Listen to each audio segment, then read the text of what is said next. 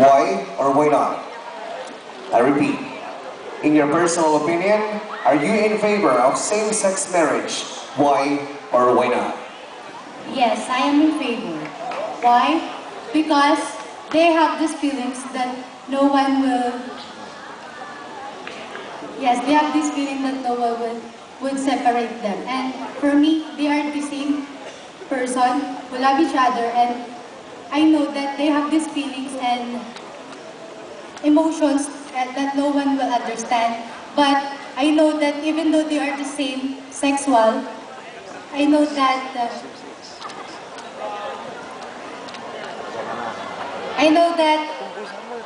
we still love them and respect them. Thank you.